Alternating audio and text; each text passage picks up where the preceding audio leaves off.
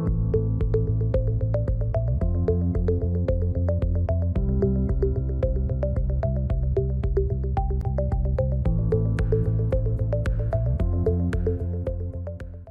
الله الرحمن الرحيم، والصلاة والسلام على سيدنا أشرف المرسلين محمد صلى الله عليه وسلم. معكم الأستاذ بوحوف عبد المالك، أستاذ هندسة ميكانيكية. نتطرق إلى محور الآليات، درس اللوجيغرام زائد جدول الحقيقة. تابعوا معنا. التمثيل البياني للدوال المنطقية، المخطط المنطقي أو اللوجيغرام. التعريف هو تمثيل بياني موحد يجمع بين الرموز الوظيفية للمتعاملات المنطقية والدوال القاعدية، خطوط تجميع الدخول بالنسبة للخروج للمتغيرات. لدينا رمز الدالة أو، ولدينا رمز الدالة نو أي النفي للدالة أو لدينا الرمز للدالة أي، ولدينا الرمز للدالة أو.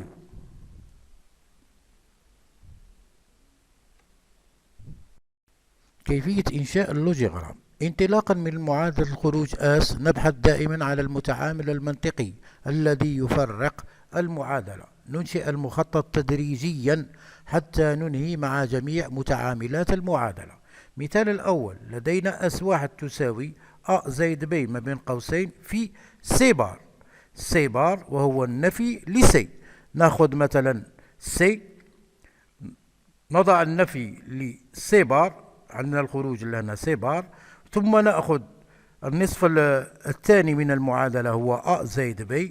أ أو علامة زائد هو أو، نأخذ أ وب ما بيناتهم علامة أو، ثم عندنا المجموعة الأولى أ زائد ب في سي بار وهي المنشئ أي، ثم عندنا الخروج بأس واحد. المثال الثاني يتمثل في أس 2 تساوي أ زائد ب بار سي بار. ب بار هي النفي لب، وسي بار هي النفي لسي. نأخذ المجموعة الأولى هي ب سي بار، ب بار سي بار سي، والبي عندنا النفي تاعهم هو يساوي واحد.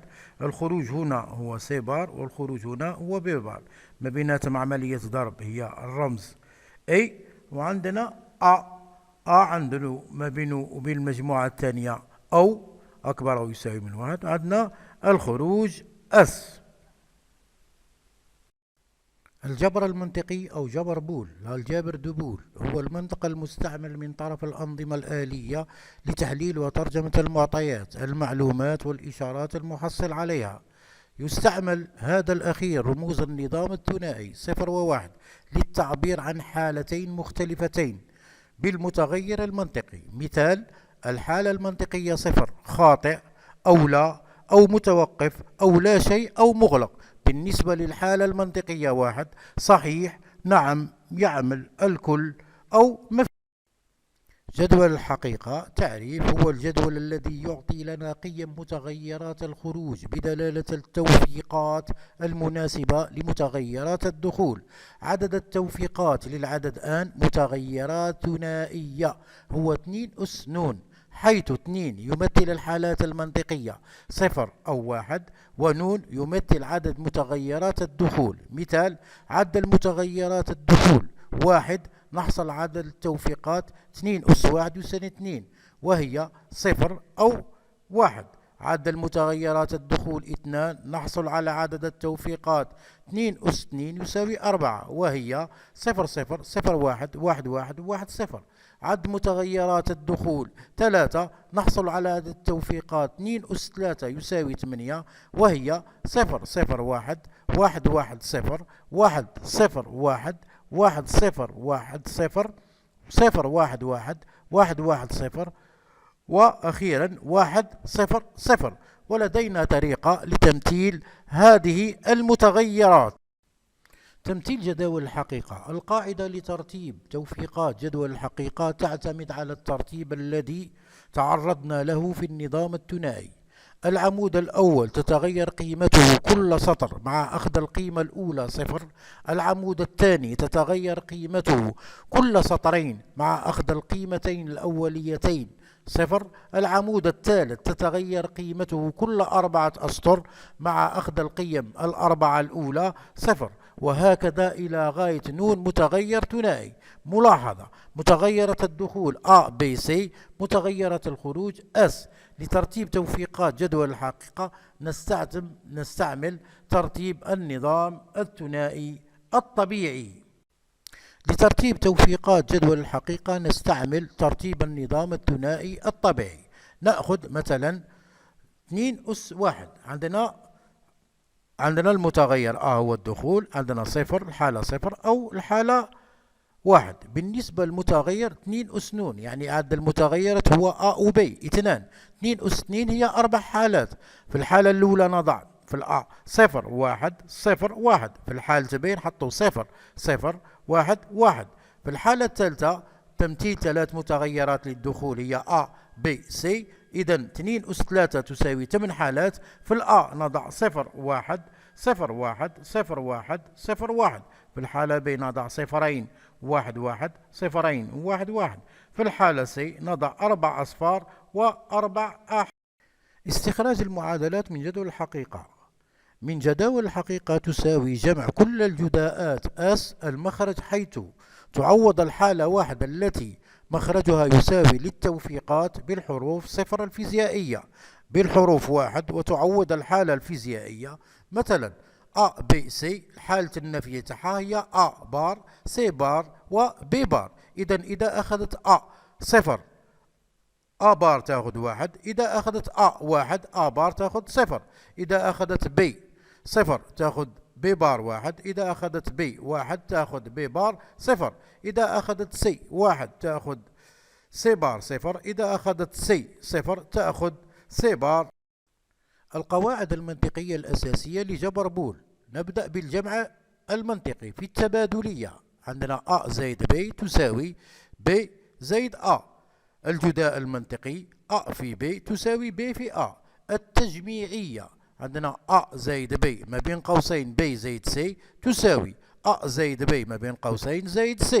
في الجداء A في B C ما بين قوسين تساوي A في B ما بين قوسين في C. التوزيعية A زائد B ما بين قوسين B في C تساوي A زائد B ما بين قوسين في A زائد C. بالنسبة للجمع، بالنسبة للجداء A في B زائد C تساوي A في B زائد A في C.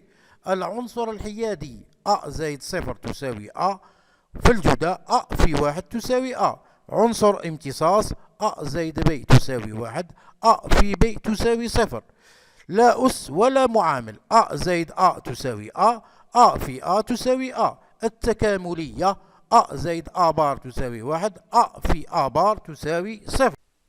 المميزات الأساسية لجبر بول. في جبر بول تتميز مجموعة النظام الثنائي أي S تساوي 0 أو 1 بثلاث عمليات أساسية. الجمع نرمز له بزائد، الضرب نرمز له بفي، والنفي نرمز له بخط فوق المتغير. عندنا 1 بار يساوي 0، 0 بار يساوي 1، 0 في 0 يساوي 0، 0 في 1 يساوي 0، 1 في 0 يساوي 0، 1 في 1 يساوي 1، و0 زايد في التجميعية زايد 0 يساوي 0، 0 زايد 1 يساوي 1، 1 زائد 0 يساوي 1، 1 زائد 1 يساوي. مثال: كيفية استخراج عبارة المخرج أو الخروج S المعادلة من جداول الحقيقة التالية.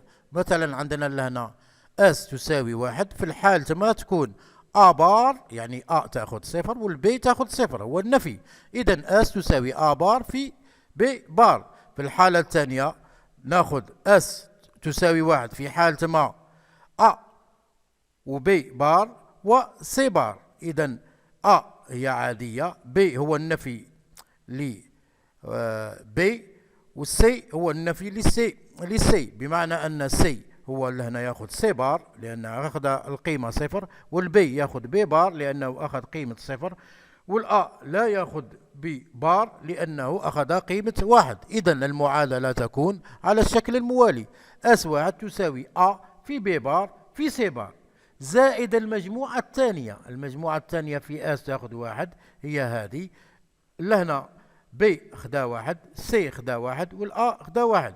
إذا أس 2 تساوي أ في ب في سي. نأخذ المجموع الكلي بين أس واحد وأس 2 وهو الخروج أس. أس يساوي أس واحد زائد أس 2 في الحالتين يساوي أ بار أ في ب بار في سي بار زائد أ في ب في سي. نظرية دي مورغان املأ جدول الحقيقة التالي. عندنا لدينا المتغيرات أ ب والأ بار ب بار أ زائد ب أ بار زائد ب بار أ زائد ب الكل بار أ في ب أ بار في ب بار أ في ب الكل بار. إذا صفر صفر في الأ بار يتغير المتغير في الأ يولي واحد وفي البي يولي واحد. بالنسبة أ زائد بي المجموع تاعهم هو صفر. أ بار زائد بي بار هو واحد. أ زائد بي الكل بار هو واحد. أ في بي يساوي صفر. أ بار في بي بار يساوي واحد. والأ في بي الكل بار يساوي واحد. بالنسبة للحالة الثانية أ هي واحد، بي صفر، أ بار تاخذ العكس تاع الأ هو صفر، والبي ياخذ العكس تاع البي هو واحد.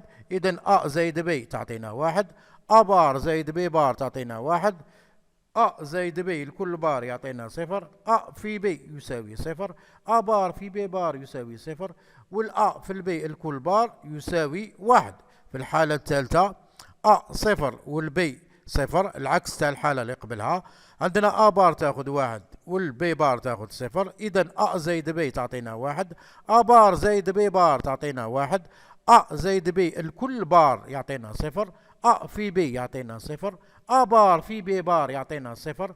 وأ في بي الكل بار يعطينا واحد. في الحالة الأخيرة ناخذ عكس الحالة الأولى، هي أ واحد والبي واحد، العكس تاعها هو صفر صفر. إذا أ زائد بي يعطينا واحد. أ بار زائد بي بار يساوي صفر.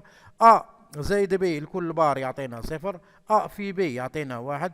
والأ بار في بي بار يعطينا صفر. أ في بي الكل بار يساوي صفر. استنتاج: حسب جدول الحقيقة نلاحظ أن العلاقات التالية: أ زائد بي الكل بار تساوي أ بار في بي بار، والأ في بي الكل بار تساوي أ بار زائد بي بار. طريقة استنتاج اللوجيغرام وجدول الحقيقة من المعادلة: أس تساوي أ بار في بي زائد بي في سي بار. لدينا متغيرات الدخول وهي أ بي سي. نقسم المعادلة إلى أجزاء. الجزء الأول ناخذ أ بار والبي ونرسمه. هو اللي هنا عندنا لهنا أ والبي، النفي تاعه هو أ بار، وما بيناتهم ضرب هي A تساوي أ بار في بي. بالنسبة للجزء الثاني عندنا بي سي بار، النفي تاع السي هو سي بار، ناخذ العلامة هذه، ما بيناتهم عملية الضرب هي A، نخرج ببي سي بار. ثم ما بين الجزء الأول والجزء الأول هو عملية أو يعني زائد، ثم نخرج بالمعادلة. طريقة استنتاج جدول الحقيقة: نريد استنتاج جدول الحقيقة من هذه المعادلة: أس يساوي أ بار في بي زائد بي في سي بار. إذا سأحسب عدد متغيرات الدخول وهي 3 أ بي سي، ونحن نعرف أن القانون يقول أو يقوم ب2 أس نون، أين أن هي عدد متغيرات الدخول. 2 أس 3 يساوي 8 حالات. إذا نبدأ بالسي. سي ياخذ صفر وواحد، ثم صفر وواحد، ثم صفر وواحد، ثم صفر وواحد. عندنا ثم بي ياخذ صفرين واحد واحد، ثم صفرين واحد واحد، ثم ياخذ 4 أصفار و4 أحد. إذا في المعادلة لدينا أ بار، إذا نضع أ بار. أ بار وهي النفي لأ. إذا كانت القيمة تاعها صفر، أ بار تاخذ واحد، وإذا كانت القيمة تاعها واحد، أ بار تاخذ صفر. لدينا في المعادلة أيضا سي بار، هي سي تأخذ هي النفي لسي. إذا أخذت السي صفر، سي بار تأخذ واحد، وإذا أخذت السي واحد، سي بار راح تأخذ صفر. في المعادلة لدينا أ بار في بي. أ بار في بي هي عملية ضرب. إذا صفر في واحد يأخذ صفر، صفر في واحد يأخذ صفر، واحد في الواحد يعطينا واحد، واحد في الواحد يعطينا واحد، والصفر في الواحد يعطينا صفر، صفر في الصفر يعطينا صفر، الواحد في الصفر يعطينا صفر، والواحد في الصفر يعطينا يعطينا صفر بالنسبة لبي والسي بار. إذا بي والسي بار هو صفر. صفر والواحد يعطينا صفر، ما عدا الحالة واحد، والواحد يعطينا واحد، والواحد يعطينا واحد، والواحد في السي بار يعطينا واحد. أما بالبقية الخانات نضع الصفر. عندنا في الخروج نتحصل على عندنا A بار B أو B C بار. A بار B هي واحد أو B بار C. إذا S تساوي واحد. A بار B واحد وB C بار صفر. إذا تأخذ الحالة أو. إذا واحد. عندنا في الحالة الثالثة هي A بار B صفر والB C بار واحد. إذا تأخذ واحد. ماذا نلاحظ؟ من النظام الثنائي إلى النظام العشري عندنا في الA B C صفر صفر صفر يعطينا صفر، صفر صفر واحد يعطينا واحد، صفر واحد صفر هو التحويل من الثنائي إلى العشري يعطينا اثنين، صفر واحد واحد يعطينا ثلاثة، واحد صفر صفر يعطينا أربعة، واحد صفر واحد يعطينا خمسة، واحد صفر واحد واحد صفر يعطينا ستة، واحد واحد واحد يعطينا سبعة. هذا إذا أردنا التحويل من النظام الثنائي إلى النظام العشري. تتكون من 8 حالات. عندنا الحالات من صفر إلى واحد. إذن هي عد متغيرات الدخول 3. 2 أس 3 هي 8 حالات منطقية.